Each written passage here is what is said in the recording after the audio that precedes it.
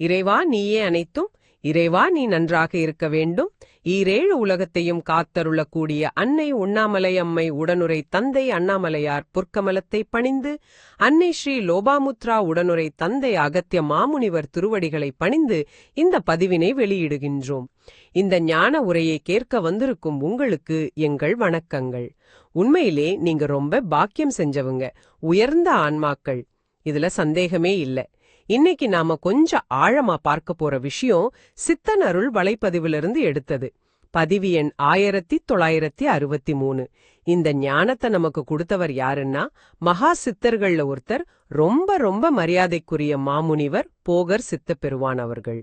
ஆமாம், மிக உயர்ந்த சித்தர் அவர்.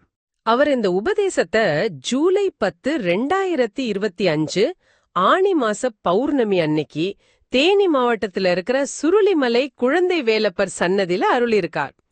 நம்மளோட நோக்கம் என்னன்னா, இந்த கலியுகத்துல எத்தனையோ பிரச்சனைகள் இருக்கு இல்லையா, இதுக்கு மத்தியில ஒரு வழிகாட்டுதல் வேணும்னு மாமுனிவர் போகிறவர்கள் முருகப்பெருமான் கிட்ட என்ன கேட்டார், அந்த விண்ணப்பத்தோட சாரம் என்னன்னு ஆழமா புரிஞ்சுக்கிறது தான். இது வெறும் தகவல் இல்ல, ஒரு ஞான தேடல். ரொம்ப சரியா சொன்னீங்க. இந்த ஞான உரையை கேட்கிற நீங்க எல்லாரும் நிஜமாவே ஆசீர்வதிக்கப்பட்டவங்க. இது மூலமா நீங்க அடைய போற நன்மைகள் நிறைய இருக்கு. முதல்ல பாத்தீங்கன்னா, மகா சித்தர்களோட பல்லாயிரம் வருஷ பழமையான ஞானத்துல ஒரு சின்ன துளியாவது தெரிஞ்சுக்கிற பாக்கியம் கிடைக்குது.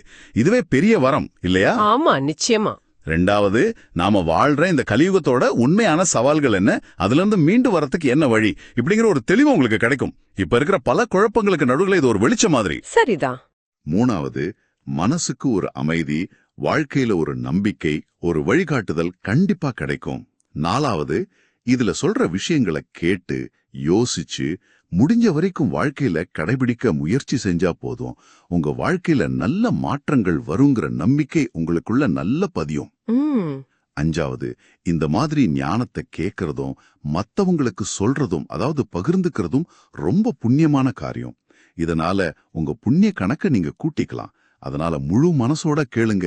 உங்க வாழ்க்கையில நல்லது நடக்கிறதுக்கு சித்தர்களோட அருள் நிச்சயமா துணை நிற்கும். அருமை. அப்போ மாமுனிவர் போகர் சித்த பெருமான் அவர்களோட விண்ணப்பத்துக்குள்ள போகலாம். அவர் எப்படி ஆரம்பிக்கிறாரு?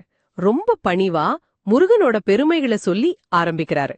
ஆதி கைலாயத்தில் வீற்றிருக்கும் முருகா போற்றி, அப்புறம் அனைத்துலகும் காப்பாய், காத்து ரட்சித்து குருவாக அனைவருக்கும் விளங்கும் முருகா போற்றின்னு சொல்றார். இதுலயே அவரோட பக்தி தெரியுதுல்ல? நிச்சயமா. அது வெறும் வார்த்தை இல்ல, ஒரு ஆழமான உணர்வோட வெளிப்பாடு.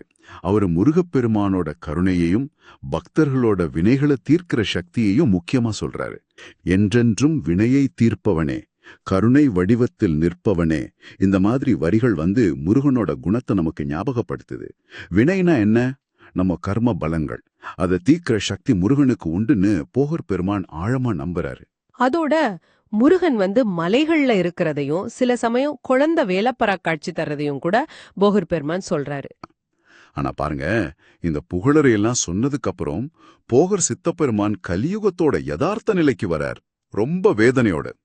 அப்போ அவரோட குரலே மாறுது. கலியுகத்தில் அநியாயங்கள்னு ஆரம்பிச்சு நோய்களோடு வாழ்ந்து கொண்டிருக்கின்றானேன்னு மனுஷங்களோட கஷ்டத்தை சொல்றாரு. ஆமா, அந்த வரிகள்ல ஒரு ஆழமான கவலை தெரியுது. எப்படி எப்படி வாழ்வது என்று புரியவில்லையேன்னு அவர் கேக்குறது இன்னைக்கு நிறைய பேரோட மனக்குமுறலாவே இருக்கு. இதுக்கு என்ன காரணம் சொல்றாரு அவரு? முக்கியமான காரணம் வினைகளின் பெருக்கம்னு சொல்றாரு.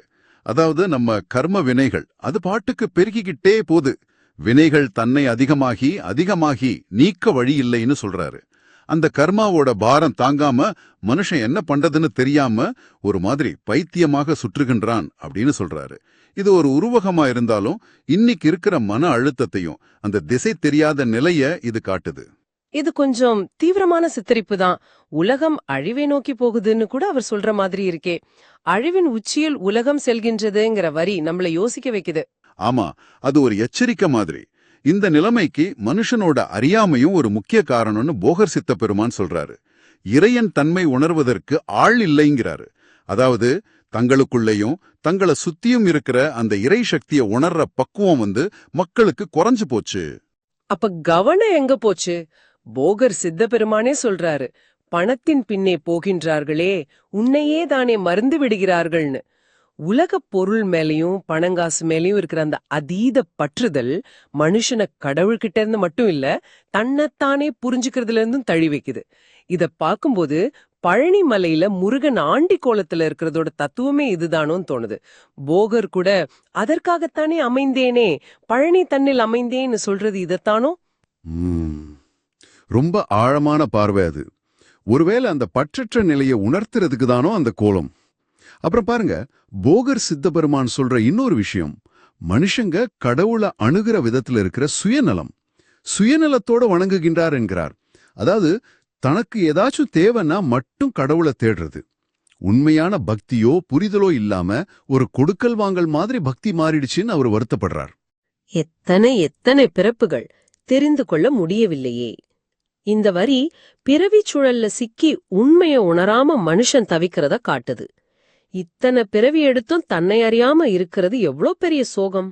ஆமா, இந்த அறியாமையும் சுயநலமும் பாவங்களுக்கு வழிவகுக்குது.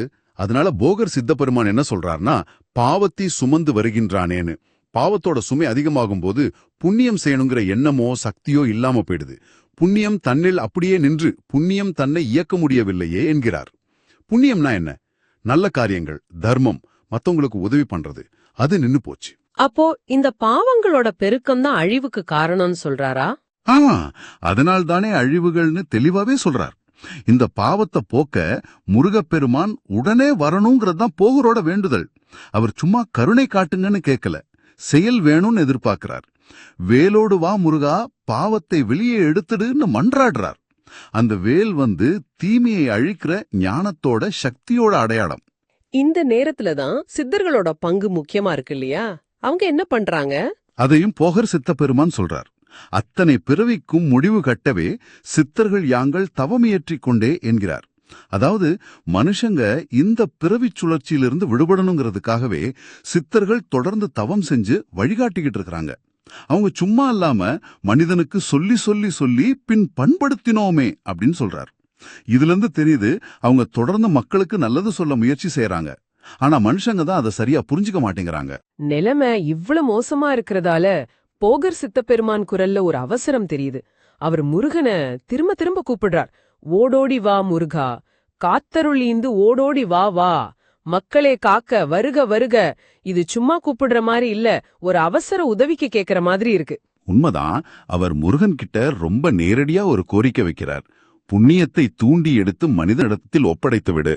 அதாவது மக்களுக்குள்ள இருக்கிற அந்த நல்ல தன்மைய, புண்ணியம் செய்யற சக்திய முருகனே வெளிக்கொண்டு அவங்களுக்கு கொடுக்கணும்னு கேட்கிறார். இது ஒரு சுவாரஸ்யமான கோரிக்கை பாருங்க. மனுஷன் செய்ய தவறும்போது கடவுளே அதை செய்யணுங்கிற நிலை. மனுஷங்க கிட்ட 1000 குறை இருந்தாலும் தப்பு பண்ணாலும் முருகப்பெருமான் அதையெல்லாம் பெருசா நினைக்காம கருணை காட்டணும்னு மன்றாடுறாரு. மக்களிடையே கருணை காட்டு கொஞ்சம் முருகா. ஒருவேளை கடவுள் எல்லாத்தையும் அமைதியா பாத்துக்கிட்டு இருக்காரோன்னு கூட போகருக்கு ஒரு ஆதங்கம் வருது போல. இப்படியே பார்த்து கொண்டிருக்கின்றாயேன்னு அவர் சொல்றது, இனியும் லேட் பண்ணாதீங்க, உடனே வாங்கன்னு சொல்ற மாதிரி தான் இருக்கு. இவ்ளோ பிரச்சனைகளை சொல்லி முருகனோட உதவியை கேட்டதுக்கு அப்புறம் போகர் சித்தபெருமான் ரொம்ப முக்கியமான ஒரு தீர்வை, ஒரு வழிய மனுஷங்களுக்கு காட்டுறார். அது என்னன்னா, தன்னை உணர்தல்.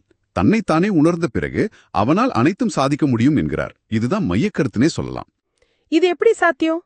தன்னை உணர்றதுக்கும் இந்த பிரச்சனைகளை தீர்க்கறதுக்கும் என்ன சம்பந்தம்? போகர் சித்தபெருமானே விளக்கிறார். தன்னைத்தானே பின் உணர்ந்து கொள்ளாவிடில் உன்னை எப்படி உணர்ந்து கொள்வான்? அதாவது ஒருத்தன் தன்னை பத்தியே சரியா புரிஞ்சுக்கலன்னா அந்த பரம்பொருளை, கடவுளை எப்படி உணர முடியும்? தன்னை உணர்றதுனா என்ன?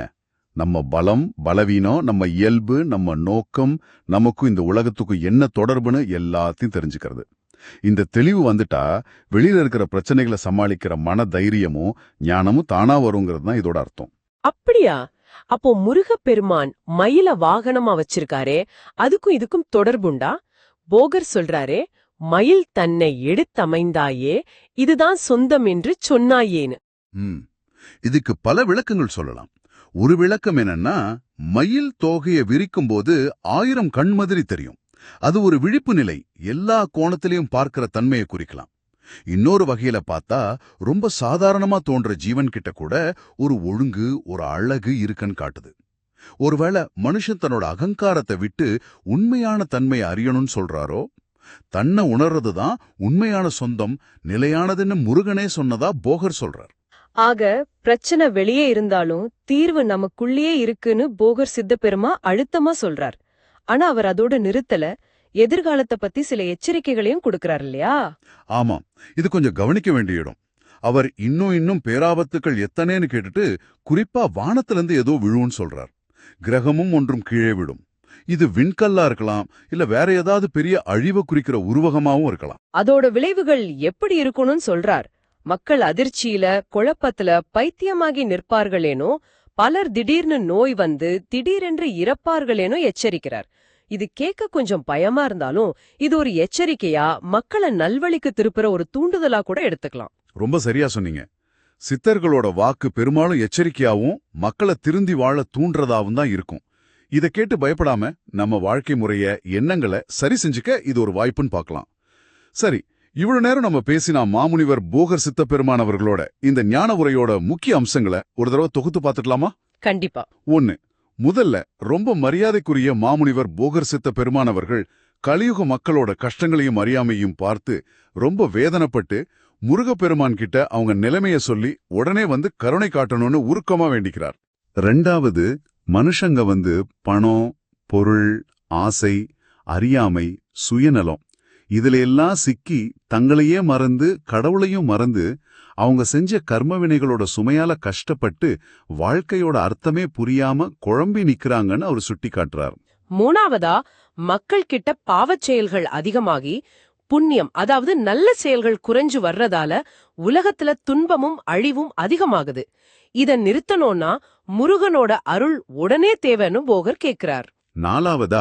முருகப்பெருமான் தன்னோட வேலாயுதத்தோட சீக்கிரம் வந்து மக்களோட பாவத்தை போக்கி அவங்களுக்குள்ள புண்ணியத்தை வளர்த்து வரப்போற பெரிய ஆபத்துகள் இருந்தும் அவங்கள காக்கணும்னு அவர் மன்றாடுறார். 5. இந்த எல்லா பிரச்சனைக்குமான அடிப்படை தீர்வு என்னன்னா மனுஷன் தன்னைத்தானே உணர்றதுதாங்கிறார். தன்னை உணர்ந்தாதான் கடவுளை உணர முடியும். அதுதான் வாழ்க்கையில எதையும் சாதிக்கிற சக்தியை கொடுக்கணும்னு அவர் சொல்றார். சரி, கடைசியா இந்த கஷ்டமான காலத்திலயும் சித்தர்கள் சும்மா இருக்க மாட்டாங்க.